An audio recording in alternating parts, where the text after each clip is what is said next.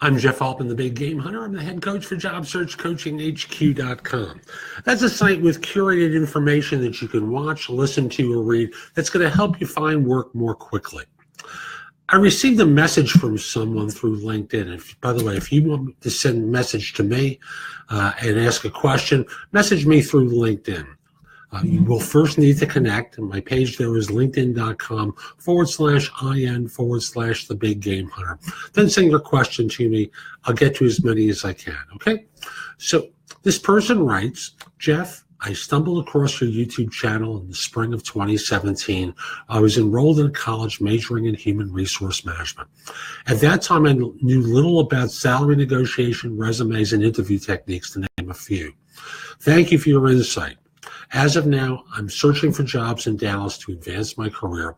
I listened to your show about putting your LinkedIn profile on your resume. I'm skeptical of this since I just made one last week. I have been putting it off for the longest time. My resume looks 1,000 times better than my LinkedIn. Do I need to have my LinkedIn be an exact replica of my resume? I want employers to be intrigued by me, but I don't want everything to be out in the open. I want them to pursue me. Any advice would be appreciated. Now, here's the dilemma of your desire. And what it really comes down to is when people search LinkedIn, what they're doing is using keywords to find people for particular roles.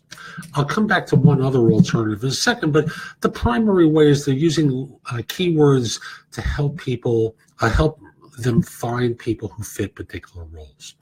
As a result, you may want to be intriguing, but they're never going to find you to be intriguing.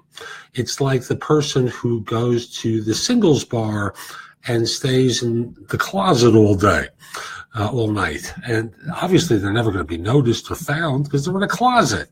Well, when you closet yourself in this way on LinkedIn, you're hidden from view. And that makes it impossible to be pursued. There is one alternative that I'll get to in a second, but it doesn't have to be identical.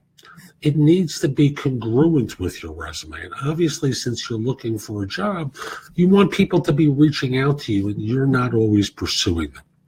So if you're concerned about your current employer finding that you're looking for work, turn off your privacy settings, do your updates, and then turn them back on. They'll never notice the difference. So again, it doesn't have to be identical. It just needs to have the keywords that someone would need to find someone like you.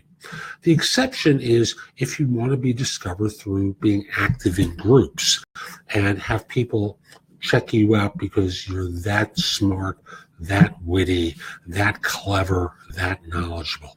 That's a tough strategy for someone who's relatively junior.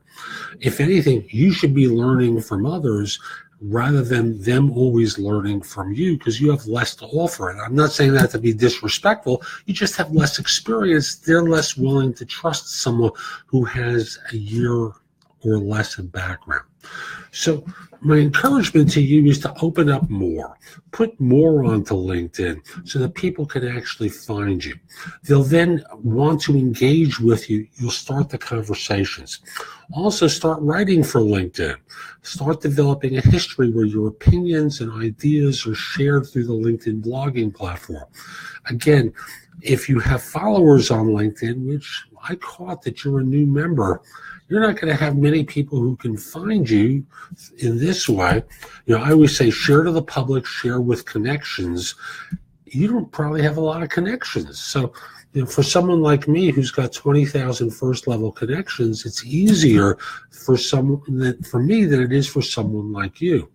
So again, you're stuck with a strategy of opening up more and being more visible to people who are searching than I might want to be.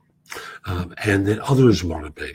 So, my encouragement is it doesn't have to be identical. It needs to be similar. Also put your your email address in the summary area of your profile to make it easier for people to reach out to you. Not your office email, a personal, and if you don't want people to be, spamming you all the time, what you do is create a LinkedIn account, a LinkedIn email account that forwards to your real one. And this way, you can see where it's coming from with a lot of the services, and shut it down when you don't want contact. So I hope you find this helpful. If you're interested in my coaching, you reach out to me through my website, which is thebiggamehunter.us. In the subject line, put the word coach. Use one of the tabs to select the service where you'd like me to help you. And if you have a question for me, again, first connect with me on LinkedIn at linkedin.com/IN/thebiggamehunter. Then send your question to me. Last thing, I have classes on Skillshare. So if you're curious, currently I have 6 classes there. More are going to be up in the next few weeks. Visit my classes there. You don't have to join, but it's a great platform with a lot of terrific information to help people in all aspects of their life. Hope you have a great day. Take care.